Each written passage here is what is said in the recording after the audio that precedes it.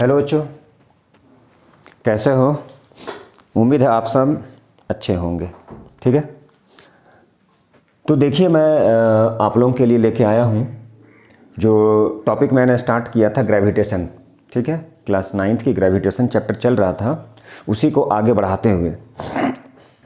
तो ठीक है, ग्रेविटेशन में मैंने बहुत सारा कंसेप्ट दिया था और आज जो कंसेप्ट देने वाला हूँ, आज जो मैं स्टार्ट करने वाला हूँ वो है free fall. Free fall free fall के बारे में भी मैंने कुछ बताया था। सपोज आप लिफ्ट में बैठे हो और लिफ्ट टूट जाए तो सोचो क्या होगा। तो इस कंडीशन में कोई भी फोर्स ना लगे, सिर्फ किसे छोड़ के, ग्रेविटेशनल फोर्स छोड़ के, तो इसे बोला जाता है फ्री फॉल।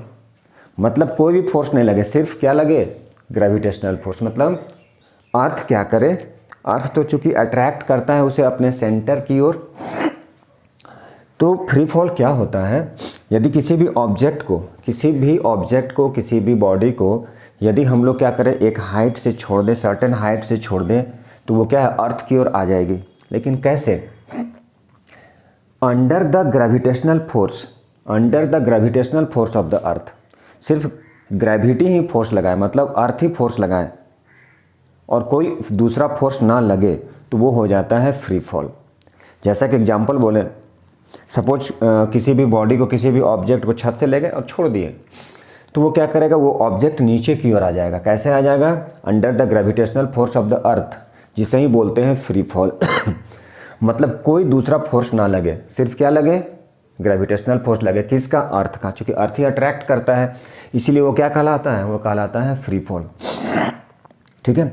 और एक्सेलरेशन जो होता है, किसी भी ऑब्जेक्ट का जो एक्सेलरेशन होता है, फ्री फॉलिंग, वो क्या करता है, वो मास पे डिपेंड नहीं करता है। या छोटा ऑब्जेक्ट रहे जिसकी मास, मान लीजिए छोटा ऑब्जेक्ट रहे या बड़ा ऑब्जेक्ट रहे, ठीक है, यदि वो फ्री फॉल में है तो वो मास पे डिपेंड नहीं करेगा। एक्सेलरेशन ऑफ एन ऑब्जेक्ट, ठीक है, falling freely towards the earth doesn't depends on the mass of an object. Object का मास पे डिपेंड नहीं करेगा, छोटा है या बड़ा है, डिपेंड नहीं करता है वो। तो ये कंसेप्ट था, कैसे डिपेंड नहीं करता। छोटे ऑब्जेक्ट को भी आप क्या करो, सर्टेन हाइट से गिरा दो, बड़े ऑब्जेक्ट को भी गिरा दो वो, ठीक है। हाँ, अब सपोज है ये एक क्वेश्चन आता है कि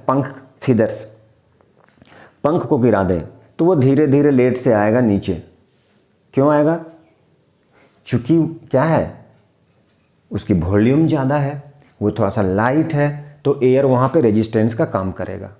एयर क्या करेगा, रुकावट डालेगा। वो एयर रुकावट डालेगा, कभी इधर लेके जाएगा, कभी उधर लेके जाएगा, और धीरे धीरे वो क्या होगा, स्लोली अर्थ पे आएगा।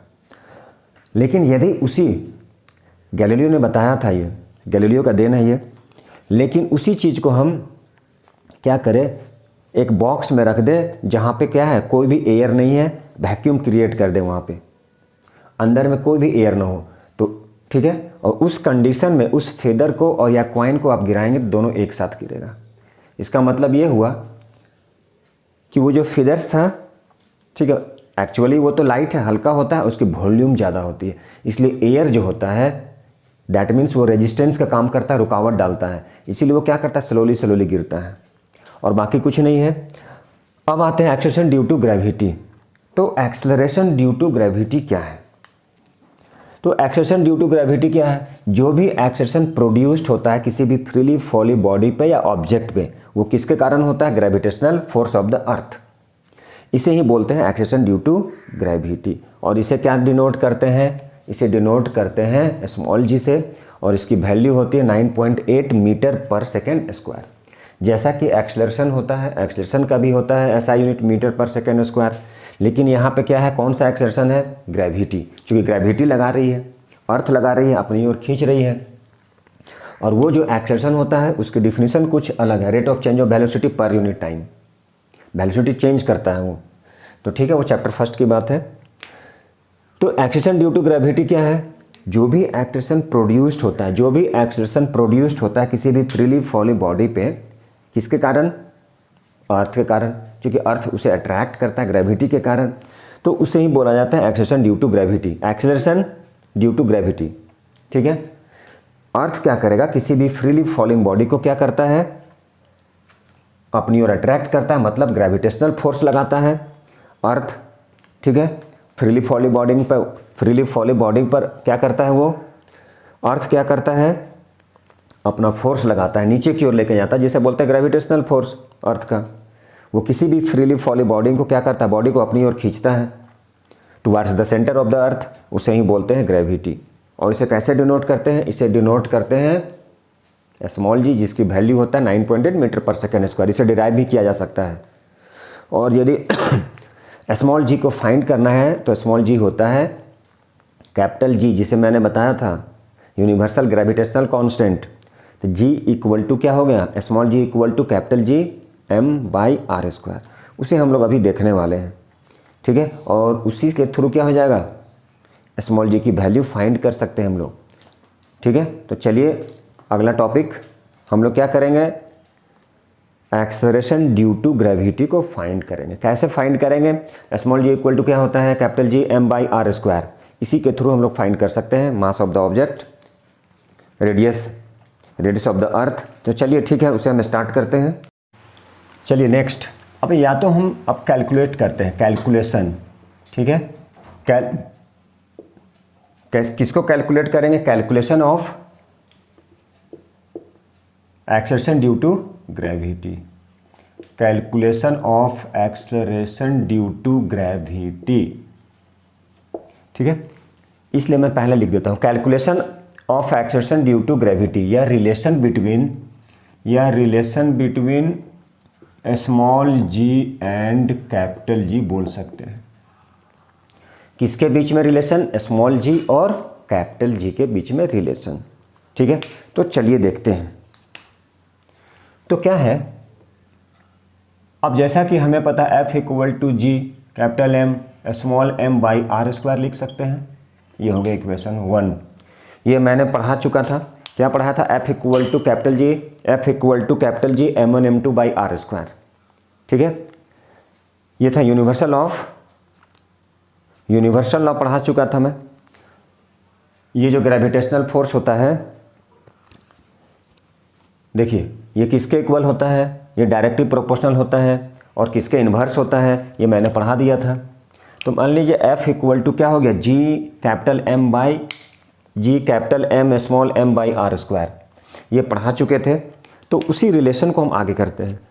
F equal to G capital M small m/r square, दो ऑब्जेक्ट है, एक मास ऑफ अर्थ है, ठीक है, और एक कोई ऑब्जेक्ट है जिसकी मास है, और ये क्या है, दोनों के बीच के डिस्टेंस के स्क्वायर का है।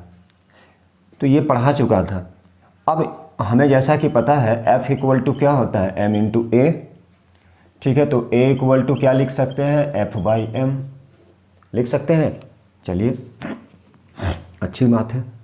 तो अब यहाँ से हम क्या करेंगे, ये जो F है इसकी वैल्यू को यहाँ पे हम लोग पुट करते हैं।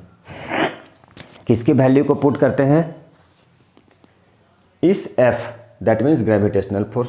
तो A इक्वल टू क्या हो गया, Gm स्मॉल m, ठीक है, ध्यान से देखिएगा, बाई m पहले से है, ये हो गया r square into small m, ये कट गया, ठीक है।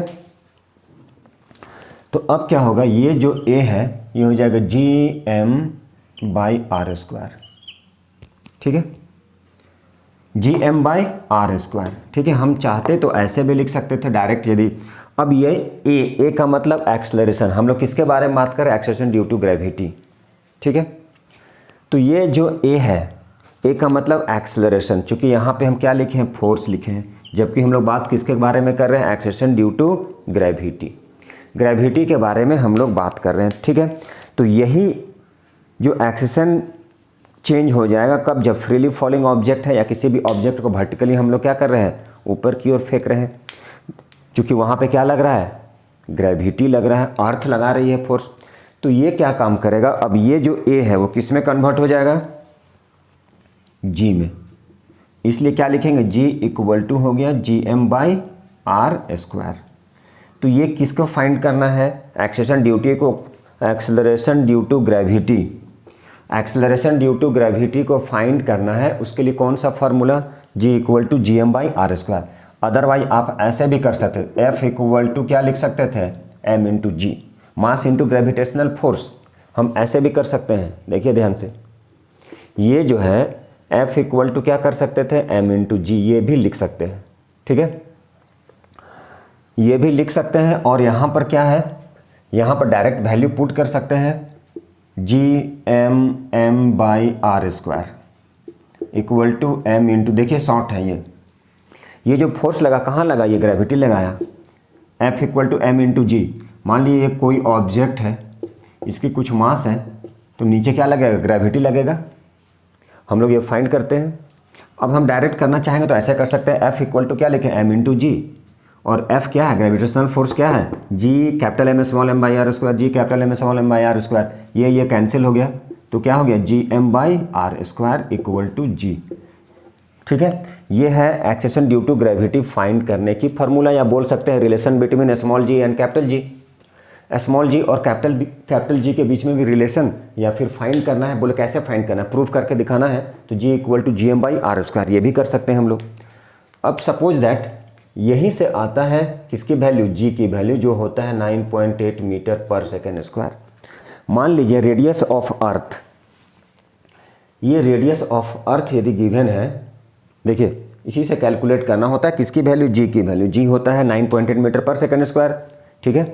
हाँ, यदि कोई object towards the earth fall करता है, उस कंडीशन में एक्सेशन ड्यू टू ग्रेविटी जो होता है वो इंक्रीज करता है, मतलब इंक्रीज मतलब पॉजिटिव में होता है, तो वो प्लस में होता है। लेकिन वर्टिकली हम लोग क्या करते हैं, अपवर्ड फेंकते हैं, तो उस कंडीशन में क्या होता है, gravity, acceleration due to gravity के अगेंस्ट जाते हैं, दूर जाते हैं, इसका मतलब जी जो है वो माइनस में चेंज कर जाता है, घटता है, वो डिक्रीज करता है, वो देखेंगे इसके बाद हम लोग, ठीक है। Equation of motion in freely falling body पे देखेंगे हम लोग वो क्या होता है।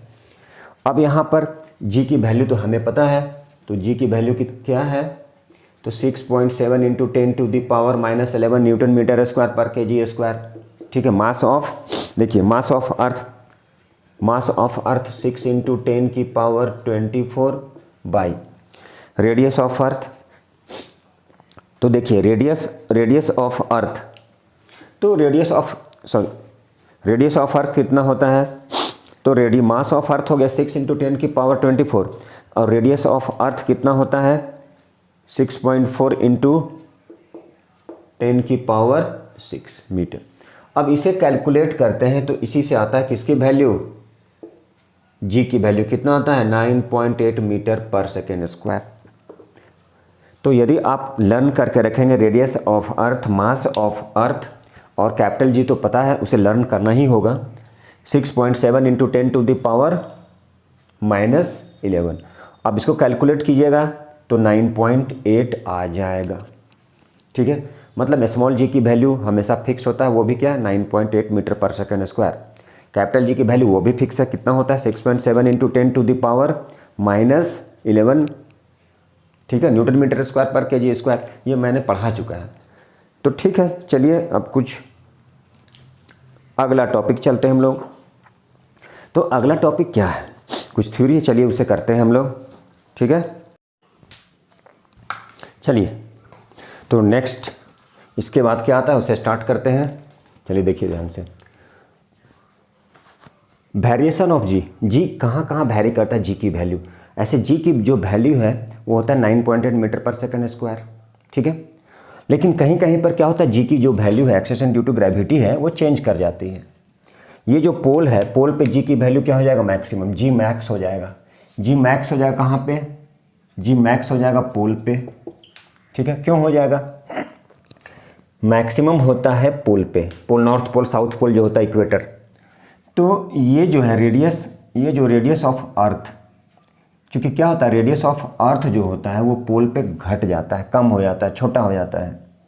तो इस कंडीशन में क्या हो जाता है, जब ये घट गया तो जी मैक्सिमम हो गया, मतलब जी की वैल्यू जैसे 9.8 होता है उसमें बढ़ जाएगा कुछ। As you go up from the surface of earth से ऊपर जाएंगे ना, सरफेस ऑफ अर्थ से ऊपर जाएंगे, ठीक है, उस कंडीशन में जी की वैल्यू डिक्रीज हो जाती है, जी की वैल्यू घट जाएगी। क्यों घट जाएगा, क्योंकि डिस्टेंस जो है अर्थ से जो डिस्टेंस होता है, ठीक है, वो क्या कर जाएगा, बढ़ते जाएगा, इंक्रीज। सपोज ये किसी, मान लीजिए ये सपोज किसी की घर है, ठीक है। अब यहाँ पे जाना है तो आप इधर से जाते जाएंगे तो ये घर के नज़दीक आएंगे, मतलब डिस्टेंस क्या हो जाएगा, कम। अब घर से मार्केट चले गए हैं, मान लीजिए मार्केट चले गए, तो डिस्टेंस क्या हो जाएगा, आपके घर से बढ़ जाएगा, डिस्टेंस मतलब दूरी बढ़ जाएगी। अब जैसे ही ऊपर की ओर जाएंगे, ऊपर की ओर जाते जाएंगे सरफेस ऑफ अर्थ से ऊपर, तो जी डिक्रीज करेगा। क्यों डिक्रीज करेगा? क्योंकि डिस्टेंस जो है सेंटर ऑफ अर्थ से बढ़ते जाएगा। ऊपर भागेंगे, ऊपर फेंकेंगे किसी भी ऑब्जेक्ट, तो जी का वैल्यू माइनस हो जाता है। क्यों हो जाता है? इसलिए माइनस। अभी जब हम इक्वेशन ऑफ मोशन जब कर लेंगे, इक्वेशन ऑफ मोशन जब करेंगे on a freely falling object पर, तो दिखाएंगे उस समय। तो ये जो डिस्टेंस होता है वो क्या हो जाएगा, डिस्टेंस कहाँ से इंक्रीज कर जाएगा, मतलब बढ़ जाएगा डिस्टेंस सेंटर ऑफ अर्थ से, और जी क्या हो जाएगा, डिक्रीज कर जाएगा। ये शॉर्ट में लिख दिया मैंने। अब जी डिक्रीज करता है अर्थ के अंदर, inside of the earth, earth के अंदर में, inside the earth g decrease करेगा, ठीक है। और सेंटर पे जो होगा, सेंटर ऑफ द अर्थ पे क्या हो जाएगा, जी, सेंटर ऑफ अर्थ पे जी जो है वो क्या हो जाएगा, मैक्सिमम, मतलब जीरो हो जाएगा, सॉरी। तो सेंटर ऑफ अर्थ पे जी की वैल्यू क्या हो जाएगी, सेंटर ऑफ अर्थ पे जो जी होता है वो जीरो हो जाएगा। तो ये कुछ है, ये ऑब्जेक्टिव में आता है, ये ऑब्जेक्टिव पर्पस से, ठीक है। अब हम लोग इसके बाद देखेंगे इक्वेशन। हाँ, और एक चीज़ देख लेते हैं। अच्छा, स्पेस है, चलिए नोट में लिख लीजिएगा।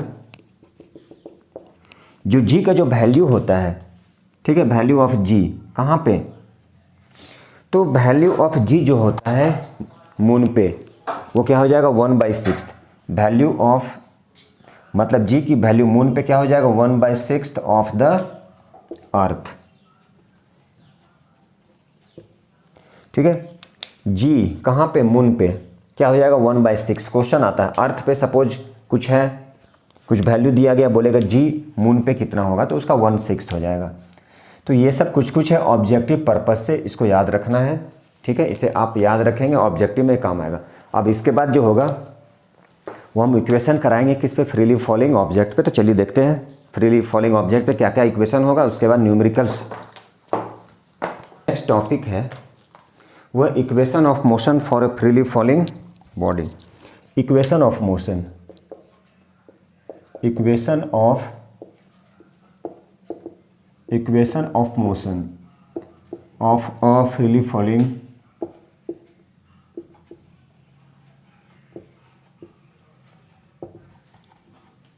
Falling body. देखिए इस लिखने में थोड़ा सा टाइम लगता है, ठीक है, इसीलिए। तो किसी भी इक्वेशन फ्रीली फॉलिंग बॉडी, किसी भी फ्रीली फॉलिंग बॉडी, ठीक है, तो इक्वेशन ऑफ मोशन किस पे, फ्रीली फॉलिंग बॉडी या बॉडीज बोल दीजिए, फ्रीली फॉलिंग बॉडीज पे क्या होता है। तो देखिए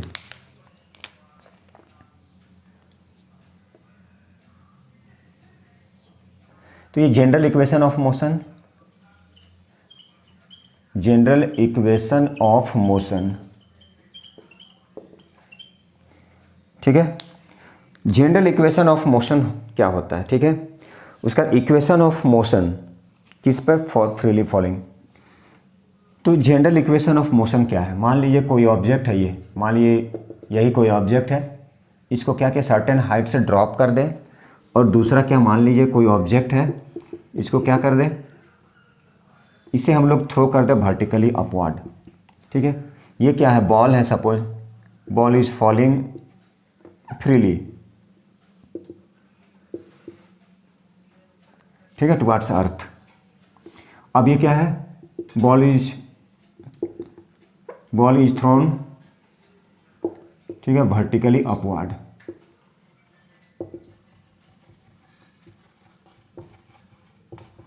ball is thrown vertically upward, यदि किसी बॉल को ऊपर की ओर फेंक दे। तो जनरल इक्वेशन ऑफ मोशन क्या होता है, first equation of motion v equal to u plus a t, v equal to u plus a t, ठीक है। तो v equal to u plus a t होता है। तो इस कंडीशन में यहाँ पे क्या बोलेंगे, v equal to u plus g t. ये g क्या हो जाएगा, पॉजिटिव हो जाएगा। क्यों हो जाएगा पॉजिटिव, सेंटर ऑफ अर्थ से g की वैल्यू क्या हो रही है, g की वैल्यू कम होते जा रही है, नीचे की ओर आ रही है, अंडर ग्रेविटी टुवर्ड्स अर्थ, तो g पॉजिटिव।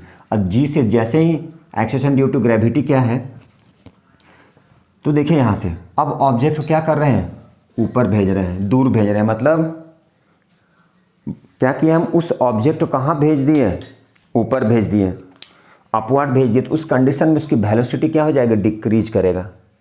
ठीक है, वेलोसिटी इज डिक्रीजिंग और एक्सेलरेशन क्या हो जाएगा, due to gravity. That means यहाँ पे लिखेंगे v equal to u minus g t, मतलब g जो हो जाएगा वो माइनस हो जाएगा। कब, जब किसी भी ऑब्जेक्ट को हम लोग क्या करें, वर्टिकली अपवर्ड फेंकेंगे, तो उस कंडीशन में g क्या हो जाएगा, नेगेटिव। जब कोई ऑब्जेक्ट किधर आएगा, towards the centre of the अर्थ, उस कंडीशन में g क्या हो जाएगा, g पॉजिटिव हो जाएगा। अब ये पहला था v equal to u plus a t. चलिए दूसरा equation of motion s equal to u t plus half a t square. s का मतलब डिस्टेंस, यहाँ पे हाइट, चूँकि ऊपर से नीचे जाएगा या नीचे से ऊपर तो हाइट होगा, डिस्टेंस होता है ये। अब h इक्वल टू क्या हो गया, यू टी, देखिए ध्यान से, ऊपर से ऑब्जेक्ट नीचे आ रहा है, that means g maximum plus हो जाएगा। वेलोसिटी क्या करेगा इस कंडीशन में, वेलोसिटी देखिए ध्यान से, जब नीचे से ऊपर फेंक रहे हैं किसी भी ऑब्जेक्ट को, ठीक है, जब नीचे से ऊपर फेंकेंगे उस कंडीशन में क्या हो जाएगा, उस कंडीशन में वेलोसिटी डिक्रीज करेगा, मतलब जी माइनस हो जाएगा, एक्सेलरेशन क्या हो जाएगा, घट जाएगा। अब इस कंडीशन में क्या है, ऊपर से नीचे वेलोसिटी इंक्रीज कर रहा है, इंक्रीज कर रहा है, समझिए एक तरह से प्लस हो गया, मतलब जी प्लस हो जाएगा। यू टी प्लस हाफ ए होता है, ए के इक्वल में क्या लिखें, ए इक्वल टू जी, ए के इक्वल में क्या लिख रहे हैं, जी, तो हाफ जी टी स्क्वायर। यहाँ पे क्या लिखेंगे, h equal to u t minus half g t square. अब यहाँ है जैसे v square equal to u square plus two a s, यहाँ क्या हो जाएगा, v square equal to u square plus two g h. ठीक है, अब इस कंडीशन में भी स्क्वायर क्या हो जाएगा, you square minus two g H. तो ए किस में कन्वर्ट हो गया, ए कन्वर्ट हो गया जी में। अब देखिए यहाँ पे कुछ कुछ याद रखना पड़ता है। तो क्या याद रखना पड़ता है, कुछ नोट्स में,